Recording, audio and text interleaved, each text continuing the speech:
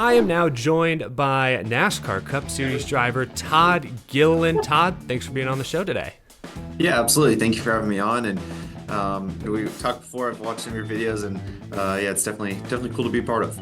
Yeah, well, I really appreciate you taking the time out of your busy weekly schedule to be on, talk to us a little bit. I want to start with Atlanta a couple weeks ago because I think you turned a lot of heads. You led the most laps in that race. You led 58 laps early in this season. What kind of confidence boost does that give you? Yeah, it's definitely always really good to start the season on a high note. Even going to Daytona, I thought we had a really strong day there. I thought we were in a position to have a really good finish, and then obviously Daytona happens. You either miss the wreck or get caught up in the wreck, and we're on the bad end of it there. And yeah, we went to Atlanta with a ton of speed with Michael McDowell on the pole, and then I think we were fourth. So just for Front Row Motorsports to bring those type of race cars to the racetrack, it doesn't matter whether it's super speedway, short track, intermediate, to be able to bring, two cars that qualify in the top five, that's really hard to do. So, yeah, I think just that's what I've been most impressed of. Obviously, it is a little bit different since it's super speedway racing. Like, it's not as much in the driver's hands, but, just for our team to be able to bring such fast, dark horse Ford Mustangs, it's been really impressive. Yeah, we're used to, as a fan, we're used to seeing Front Row Motorsports change drivers every couple of years, but they've stuck with you and your teammate Michael McDowell now for 3 years in a row. So how important is that stability for both your development and the team's development? Yeah, I think it's definitely a huge step in the right direction. I think there's enough stuff changing in this industry at all times, right? Whether it's personnel, crew members, aero packages, tires, right? There's everything is changing from top to bottom, and you really have to keep up with a lot of it. So, yeah, like you said, I think obviously Michael is such a huge part of everything that goes on here at Front Row Motorsports. I definitely am trying to be better at that role of being a leader and pushing everyone to get the best out of themselves and each other. But Michael's been at it a long time. He's been here at Front Row for a long time, and it's really cool. Just the respect that he has from everybody. But definitely just, having the same drivers, I think always helps, whether it's, me racing every year the next gen car, right? Every race that, Yeah. we've all been on the same page about, and we've kind of been on this journey together along the way. So, yeah, like I said, I think it definitely helps, and it definitely doesn't hurt in any way. How do you feel you've grown, I guess, as a race car driver these past 3 years? Because it feels like, from the outside looking in, especially year one to year two, you took a clear jump. Your whole team seemed to improve performance. I mean, even with the 34, they won a race last year. And so far this year, leading all those laps, I think once again, you might be taking another step forward. So yeah, how do you feel you've grown as a race car driver since getting to the Cup Series?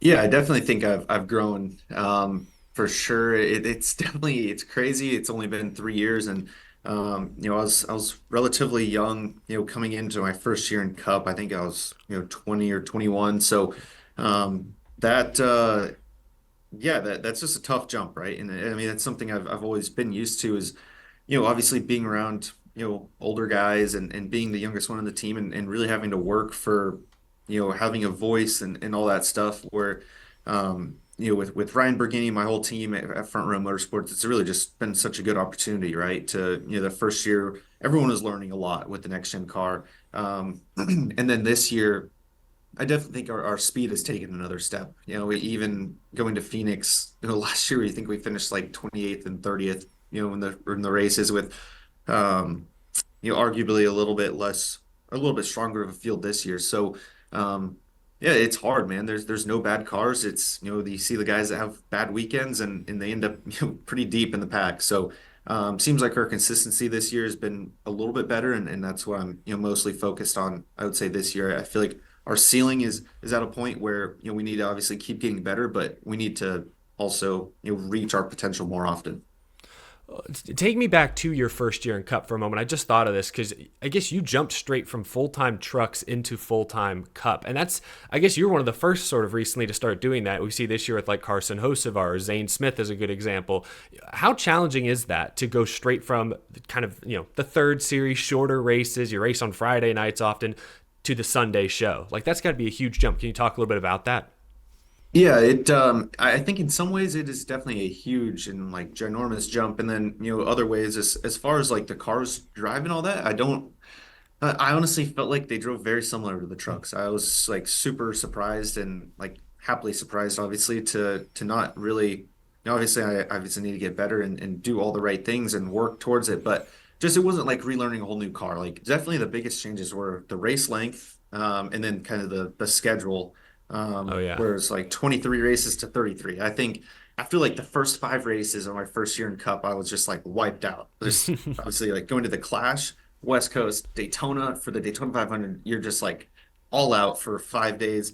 And then it's back and forth to the West Coast three times, dude. After that, I was just like, wow, what have I got myself into? But no, I mean, you just definitely get more used to it every time it comes and goes. And um, yeah, but just the first year, you've tons to learn. The next gen car is out there. Everyone's doesn't really know what to expect. And then yeah, like you said, just as far as some things are obviously working with a bigger team and trucks. It's a pretty small group of guys that, Mhm. I had known and I was really close with. And yeah, there's always differences, but I would say that definitely the biggest thing was, race length and definitely schedule length. I mentioned Zane Smith a moment ago, and I do want to ask you because I imagine last year it got a little bit awkward occasionally, having to split some races from the 38 with Zane Smith. Obviously, no driver wants to see someone else get behind the wheel of their car. So, how difficult were those races for you to kind of manage last year? Or that conversation I'm sure you had with Front Row with your bosses, like how hard was that to manage last season? Yeah, it was definitely hard to manage. Like you said, I think just kind of like I just mentioned, right? Jumping from one team to another, whether it's within the organization, and even harder, right? Going to Rick Ware Racing for those five or six races. Hmm. Yeah, it was tough, right? Like me and Zane are still really good friends, and like you said, it's just kind of more awkward than anything, right? Like you can't blame anyone for it, right? It's a business from the team side, from Zane's side, it's an opportunity to run in the Cup Series, and then it's just how it all goes, right? So.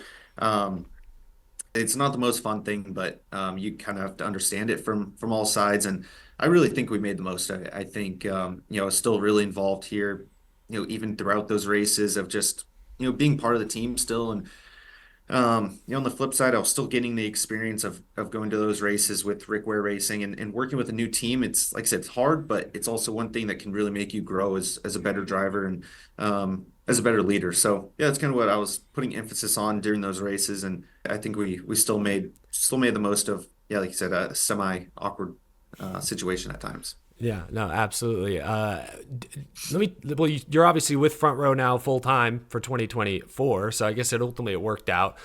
Did you know when you signed with Front Row for this year that Front Row is going to be elevated to key partner status with Ford? So I think kind of all those talks started, a ways back, probably like, probably middle of the summer last year. And I mean, we were hopeful. I don't know that we knew that this was gonna absolutely happen 100% until, relatively late in racing terms, right? Like probably, yeah, I don't know the exact timing, but it seemed really late. So yeah, we're really hopeful all off season. I think we're definitely working towards this goal. But at the same time, it's an expensive sport. There's, tons of stuff that goes into pretty much every single deal, right? Information is priceless eventually, right? And it's all someone that has, or it's all someone has. So, I think just hearing the negotiations just from the backside, right? It took a long time to get to a point where we're at, and just super thankful that it did. I think it's definitely elevated our team just information wise. It's awesome to have everything we need, and it's still up to our guys to make the best decisions with the information we have, and I think that's been a huge step for us. Well, I know you're just the driver, and there's engineers. There's a lot of other folks probably more focused on managing all this new data. But I guess from your perspective, how challenging is that, or how I guess maybe refreshing is it to have all this new information from Ford, or you guys have a deeper technical alliance with Team Penske? Like, what's changed for you from last year to this year? Yeah, like you said, I think I mean, for me, not a whole lot has changed. We have a little bit of different information maybe that we can dig into for, you know, pit stops, pit road stuff, restarts, all that kind of more driver, related stuff. But I think majority of this stuff is all, the engineering side, crew chief side. We don't have a ton of people. It's our two engineers that travel with us to the race that have a ton of information to go through, like just drowning in They've got a lot on their data and, plate. and all that stuff. Yeah, so it's still hard for sure, but our guys are working extremely hard to get through it all, and yeah, it's probably more on their plate for sure than necessarily added to mine. That's interesting. Well, so far, like we've talked a little bit about, you've led laps in, I think, 3 of the first 4 races this year. I know you're not probably where you want to be in points at this point in the season, but how do you feel your team has performed overall to start this season?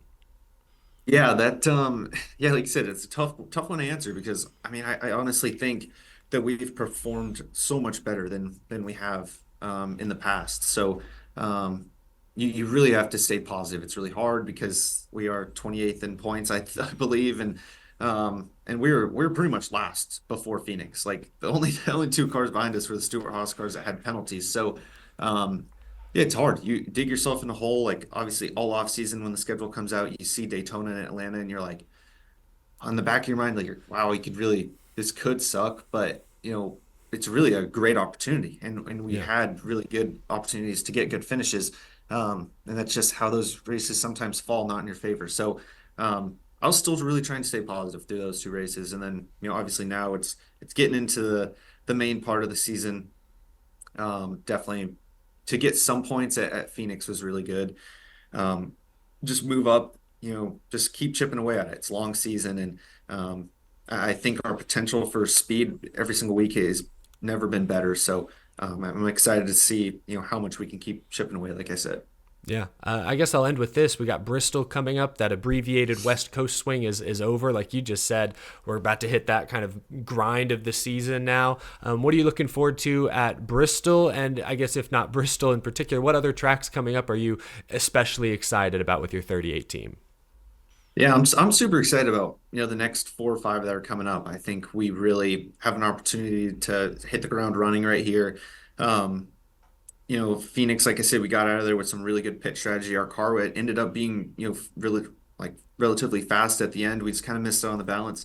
And we got out of there with a okay finish. And, going into Bristol, Richmond, Coda, Martinsville, like those are all places that I really think that we can compete inside the top 10. Um, whether it's not getting stage points, just getting, a big chunk of points at the end, and just continuing our growth, right? Sometimes you don't get the finishes you deserve, but it's about bringing speed, unloading fast, qualifying well. I think those are the things that we're going to keep trying to improve. And when you do those things, the rest of the weekend just definitely gets a lot easier. But I'm really excited for the next 4 or 5 races. Yeah, I mean, like you just said, if the performance is there, eventually the finishes will be there as well.